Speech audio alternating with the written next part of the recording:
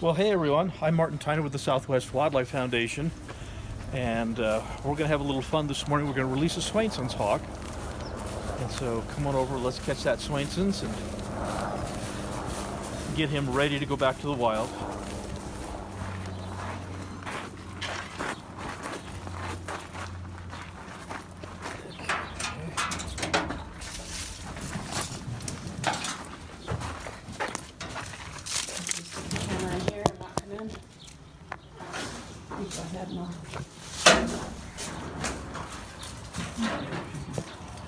Hi, little one. I got the video on it. Hey, pretty boy. Yes, you are. Oh, gosh. There we go. There's my pretty boy. Aren't you just the cutest little thing? Yes, you are.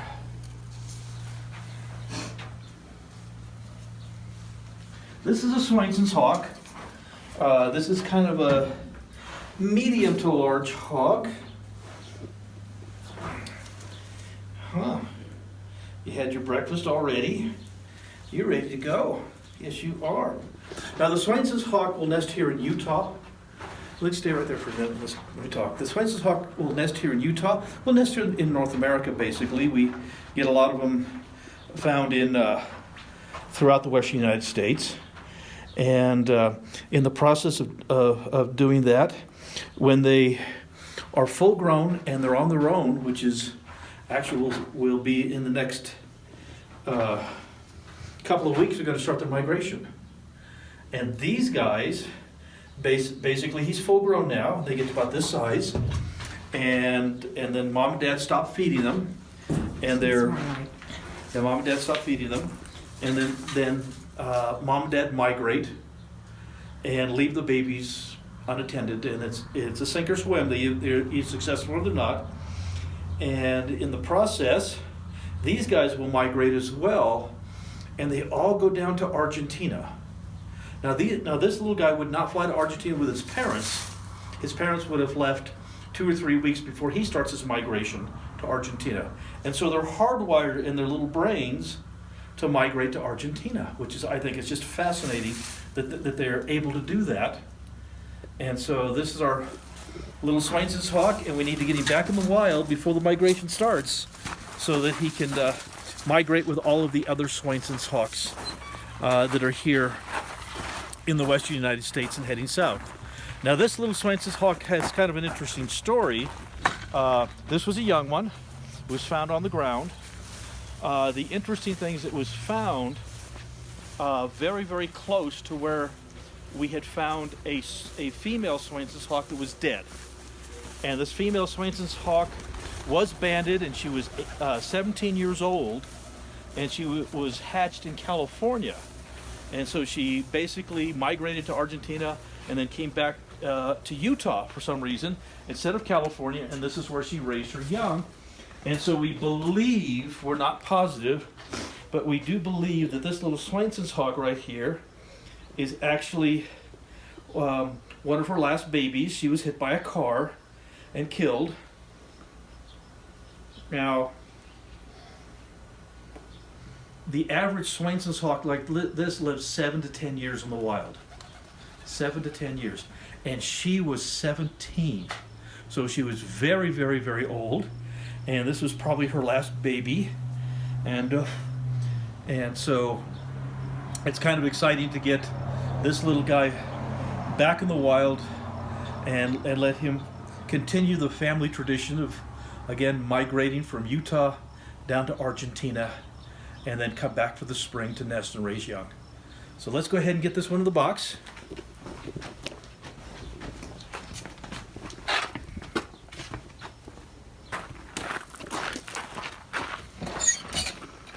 Okay, little one, here we go. This particular band, and I took the band off so you guys can see it right here. These are aluminum, and these go around the bird's leg and kind of crimped into place so that they stay there. This particular bird is a Swainson's hawk. It was banded in Southern California 17 years ago. 17 years. Now, on average, the average life expectancy for a Swainson's hawk or most, medium to large birds of prey, they're 80% don't survive the first year. So if this one survived the first year, that's phenomenal itself. But then the average life expectancy for birds of prey like these is 7 to 10 years on average. And this one was 17 years old.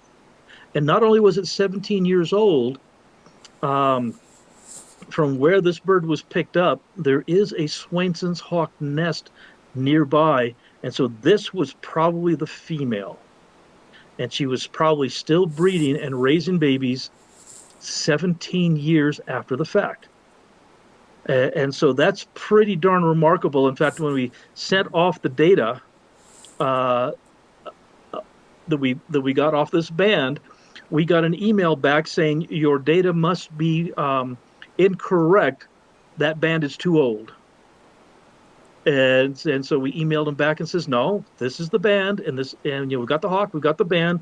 The hawk has been refrigerated in case somebody wants to pick up this hawk for research. We've got it refrigerated.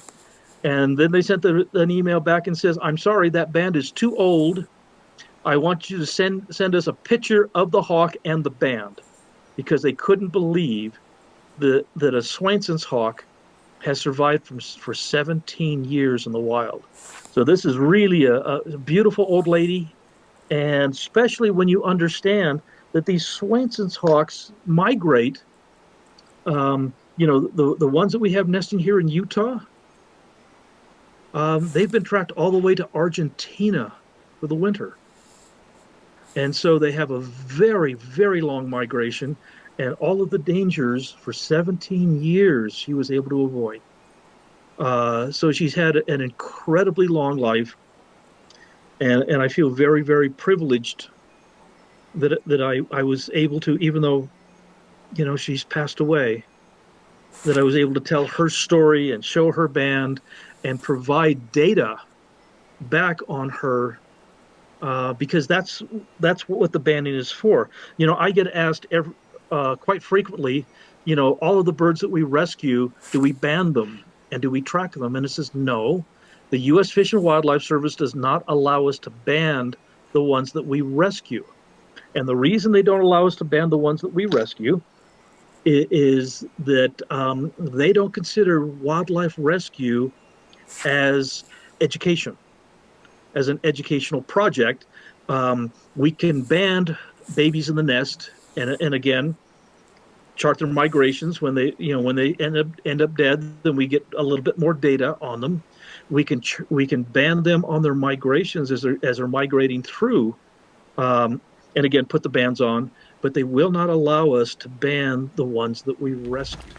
Well, good morning. We're up at the C-overlook, one of our favorite places to release critters back to the wild. So let's see if that little Swainson's hawk has still got its hood on. Are you, little baby? Oh, you do. Good baby. Okay, baby, I got you. There's my baby. Swainson's. Oh, it's okay. It's okay, sweetie.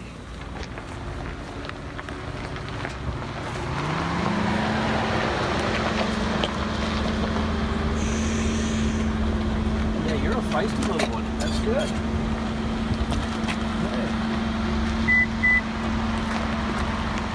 Truck is just too noisy. You gonna walk down the trail? Sure, we'll walk down the trail a little bit. Anyway, other than smoky from all the forest fires and wildfires, it's really quite a beautiful day. It's a great day to release this little Swainson's hawk.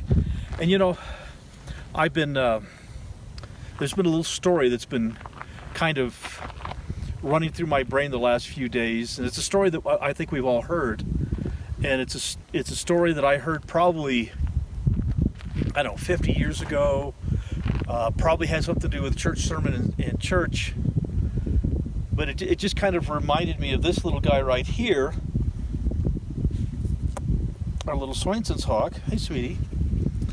And so let me tell you the little story. It's a short story. It was basically there was a father and son, and there was a big storm that hit off the California coast, and the father and son decided they wanted to go to the beach to see what had washed up on shore.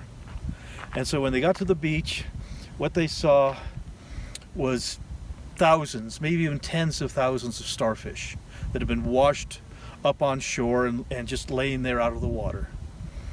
And the son basically walked over and picked up a starfish and threw it back in the water.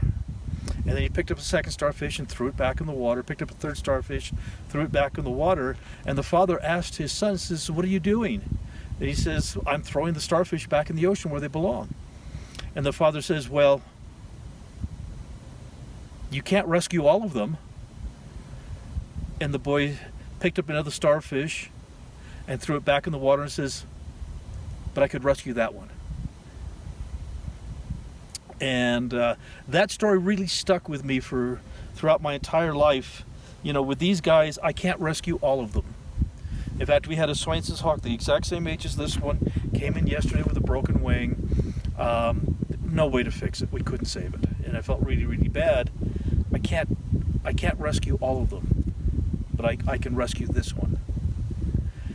And for decades, it's been, the wildlife rescue has been, you know, myself and my beautiful wife Susan, and we've just kind of quietly taken care of sick, injured, orphan animals and put them back in the wild, and with very little assistance whatsoever. But that has all changed, and what has changed is you guys, our friends, our families for the Wildlife Foundation, from literally all over the world.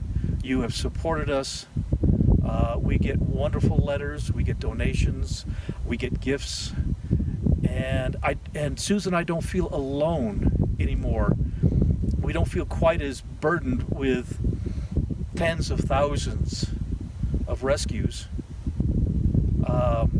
We have friends and family in the Wildlife Foundation, and it's because of you that we're able to do everything that we're able to do. So I am so grateful to you all that you've all stepped up. Literally, Australia, Europe, Africa, Asia, South America, all over the world, you guys have stepped up to help us. And I just want you to know how much I appreciate it. Well, it is time, baby. Time for you to go back to the wild where you belong. Yeah. In a couple of weeks, he'll be heading for Argentina, but we need to get him kind of settled in and doing his thing before that. Now, this little guy, if you go that way about 20 miles, that's where he came from. And so he was relatively close. You ready, sweetie? Go be a hawk, okay?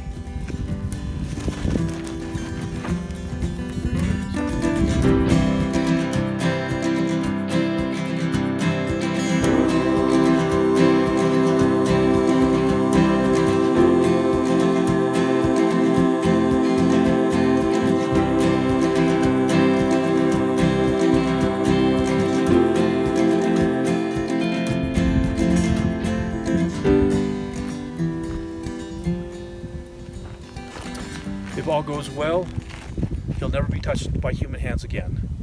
But again, I just really wanted you to understand how much Susan and I appreciate how much you guys have meant to us, all of you who have helped our little wildlife rescue program. So thanks, everybody.